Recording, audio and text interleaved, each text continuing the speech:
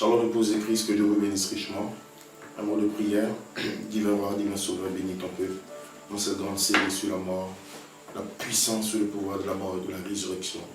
La personne de Christ est ressuscitée dans ton peuple, dans le nom puissant du Seigneur Jésus-Christ. Amen.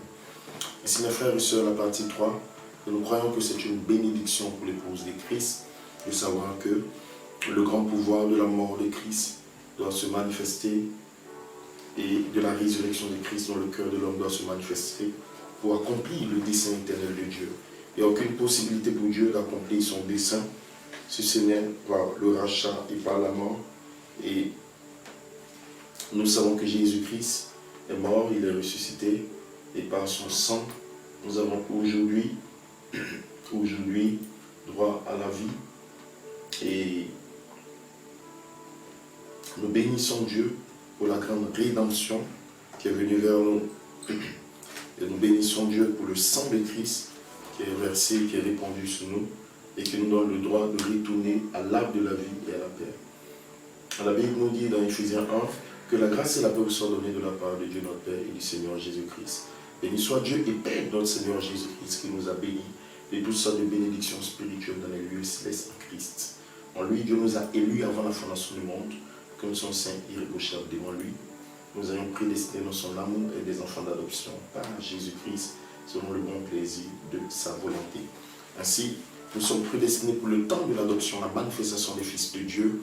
Nous devons revenir à la position par une rédemption et par la puissance de Dieu qui nous ramène à l'autorité complète, ce que Adam a perdu et qui pouvait crier, qui pouvait parler la parole.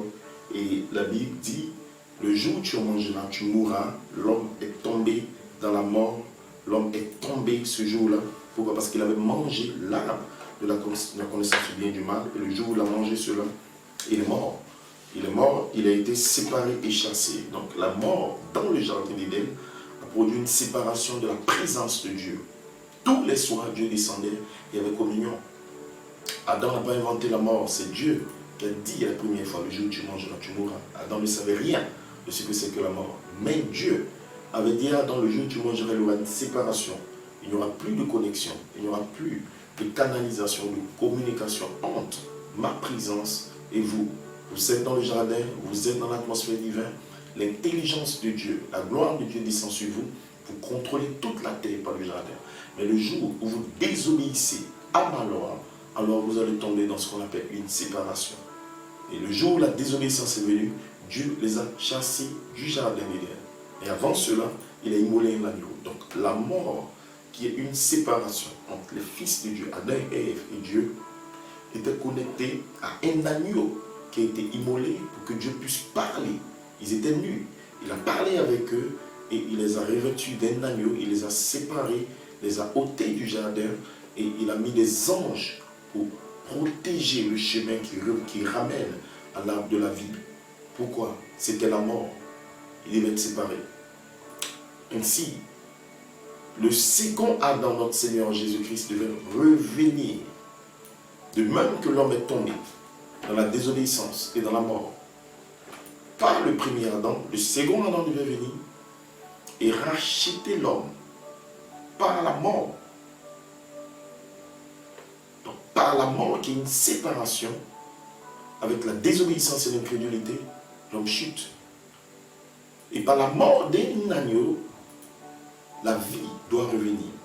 Alors, la seule manière pour que l'homme revienne dans sa position de laquelle il a chuté, c'était encore par la mort.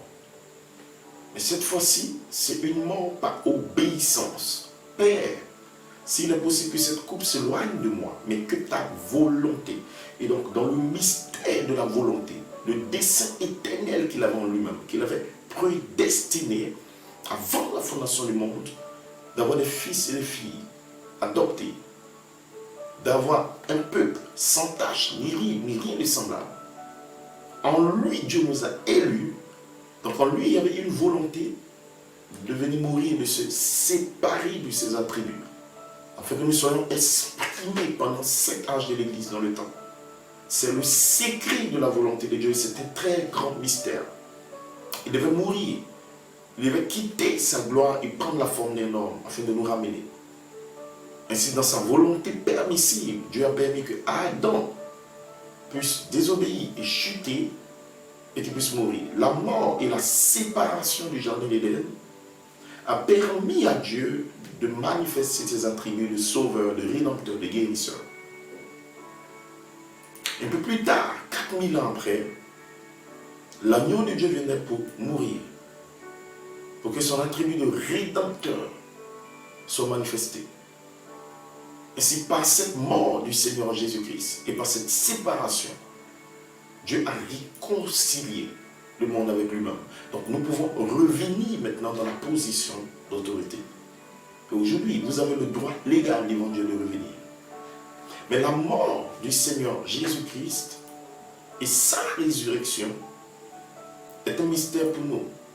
Et nous, aujourd'hui, nous devons revenir avec Jésus-Christ et avec notre agneau qui est mort.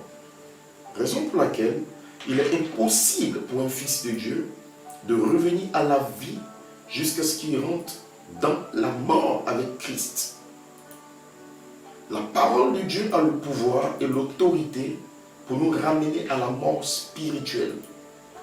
La mort spirituelle. Nous devons mourir à nos pensées, à notre religion, à nos credos, à notre manière de voir et de faire. Mais nous ne pouvons pas mourir jusqu'à ce que le Christ descende en nous sous la forme de la parole. Parce que le Christ est celui qui ressuscite directement dans notre cœur. Dans le lever du soleil magique, on nous dit, peu importe à Satan combien vous êtes religieux, à quel point vous êtes en ordre avec votre doctrine. S'il vous manque cette vie, vous n'allez pas ressusciter en aucun cas. Peu importe combien vous êtes religieux, combien vous êtes bon et combien d'églises vous avez adhéré, tout cela ne servira à rien à moins que vous ne soyez né de nouveau. Ainsi, le processus par lequel un homme puisse être né de nouveau, il doit d'abord mourir, pourrir. Il doit d'abord se séparer. Il doit devenir corruption. Comment mourir? Il doit aller vers la parole de Dieu, la recevoir. Le pouvoir de la parole de Dieu nous amène dans une mort, dans une séparation. Dieu a dit à Abraham, sépare-toi. Abraham a reçu un appel. Par la puissance de cet appel, Abraham s'est séparé. Dieu voulait que l'Égypte, le peuple d'Israël meure, il s'est séparé de l'Égypte. Il a envoyé un prophète avec la puissance et l'autorité. Par des signes, des prodiges, des miracles, par une main puissante, il a séparé son peuple de l'esclavage de l'Égypte. Toute mort en Christ et spirituelle vient d'abord par la puissance de la parole de Dieu. Beaucoup de croyants se disent, mais comment je vais mourir? Comment je dois mourir? Je dois me séparer, je dois naître de nouveau. Il n'y a pas de possibilité d'atteindre la vie, la restauration, sans la mort de cet agneau. La Bible dit dans Apocalypse 5, l'agneau avait les 7 yeux qui sont les 7 esprits de Dieu. Et cet agneau, c'est Jésus-Christ. Il est mort sur le bois du calvaire pour nous. Mais quand il vient à nous, il exige une séparation totale et une mort. Mais comme c'est la résurrection de Jésus-Christ en nous, c'est sa propre mort. Mais cette fois-ci dans le cœur des croyants. Cela veut dire que vous prenez la parole et vous recevez le message pour mourir. La raison pour laquelle tant de croyants n'ont pas d'expérience avec Dieu, la raison pour laquelle tant de personnes n'ont pas les vertus nées, des ministres ne sont pas nés de nouveau. Il y a des batailles, il y a des bagarres, il y a beaucoup d'animosité, il y a le manque de respect, il y a le manque de considération. La raison pour laquelle l'humain est toujours vivant et existe encore, c'est juste à cause du manque de la mort. À cause du manque de mort. Hébreux chapitre 2, le prophète nous dit, il fallait qu'il porte notre péché, et là il est mort. Et sur le calvaire, lorsque cette espèce d'abeille, la mort, a entré dans son aiguillon, tout le monde sait qu'une abeille entre son aiguillon, elle ne peut plus piquer. après qu'il ait ancré son aiguillon de la mort, la mort n'a plus d'aiguillon.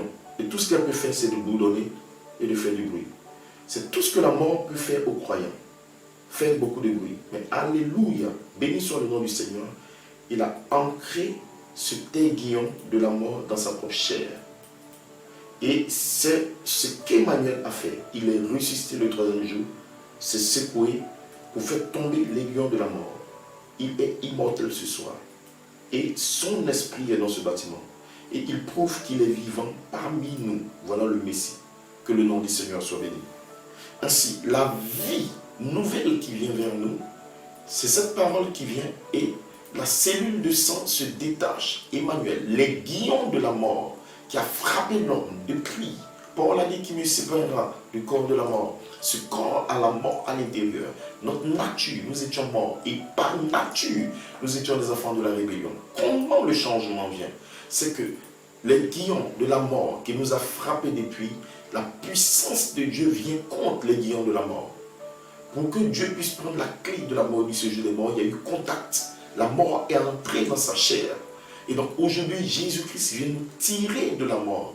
L'Esprit de Dieu, la parole de Dieu doit entrer dans notre chair, doit entrer dans notre esprit, doit entrer dans notre cœur. Et ce n'est pas la reproduction de cette parole. Cette parole se sépare de l'intellect. Elle quitte l'état d'intellect, elle quitte l'état de foi mentale. Et vous avez une expérience, des expériences. Et cette parole change de forme. Elle devient une vie, elle devient une substance qu'on appellera la foi. Elle devient une création, elle devient une réalité en vous. Voilà comment la vie vient. Ainsi, en dehors de la vie et de la nouvelle naissance, il n'y a pas de possibilité de ressusciter. Et donc, la mort et la résurrection est connectée à la nouvelle naissance. Alors, Chicago nous dit, et si Dieu a ressuscité Jésus d'entre les morts, l'a-t-il ressuscité juste pour qu'on le commémore? Et ce matin de résurrection est-il simplement un jour que nous célébrons? Non, nous sommes bénéficiaires de sa résurrection. Que signifie-t-elle pour moi? Que signifie-t-elle pour moi? Maintenant, nous croyons par la foi qu'il est ressuscité d'entre les morts. Mais quel rapport cela a-t-il avec moi? Quel est le rapport? Nous croyons par la foi qu'il est ressuscité des morts. Et quel est le rapport que cela a avec nous? Ainsi, le rapport que cela a avec les fils de Dieu, c'est que Christ est ressuscité en nouveauté de vie. Et quand Christ vient dans nos cœurs par la révélation de la parole, nous sommes censés nous mourir à nous et ressusciter avec lui. Donc, sa mort apporte la résurrection de toute la création. Notre mort avec lui apporte la résurrection de sa vie à l'intérieur de nous. Et voilà pourquoi Dieu veut se manifester dans ce temps de l'adoption. Voilà pourquoi la charité, la dynamique, la puissance vivifiante vient pour faire un appel à la résurrection dans le cœur des croyants. Pourquoi? Nous sommes bénéficiaires.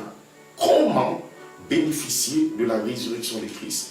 Nous bénéficions de la résurrection de Christ quand toutes ces semences qui sont déposées dans nos âmes reçoivent le soleil de sa résurrection. Donc la puissance de la parole libère des rayons, libère une gloire, libère une présence. Cette présence, quand elle vient dans votre cœur, elle vient pour apporter un changement total. Elle vient pour apporter une résurrection totale. Et vous vous tenez sur la terre totalement changé et transformé. Pourquoi? Le prophète nous dit, il a brisé le sceau, le véritable sceau. Quelqu'un a vaincu un jour. Il a vaincu la mort. Comme nous. Et nous il a vaincu la mort un jour. Comme nous. Et qui est mort. Et nous mourrons. Il est ressuscité d'entre les morts. Quel matin à Dieu. Il n'y a jamais eu un jour semblable au monde. Le secret a été dévoilé, à savoir qu'il était à la fois la résurrection et la vie. Et lorsqu'il est ressuscité ce matin-là, il a dit, parce que je vis, vous vivrez aussi. Il ne fit pas le seul bénéficiaire de la résurrection, mais toutes les autres sémences qui se reposaient dans la glorieuse promesse de Dieu furent ressuscitées aussi bénéficiaires de la résurrection. Parce que je vis, vous vivrez aussi. Ainsi, quand cette résurrection de Christ s'est faite, toutes les semences ont la possibilité de bénéficier de la résurrection. Mais pour parler de résurrection, il faut parler de mort. Et voilà pourquoi le message que vous recevez vient d'abord vers vous pour provoquer la mort, la séparation, des douleurs d'enfantement. Ensuite vient le bénéfice de la résurrection et la nouvelle vie et les vertus en vous. C'est le seul secret pour parvenir à la première résurrection. Shalom, que Dieu vous bénisse richement et pour vous Christ. God bless you.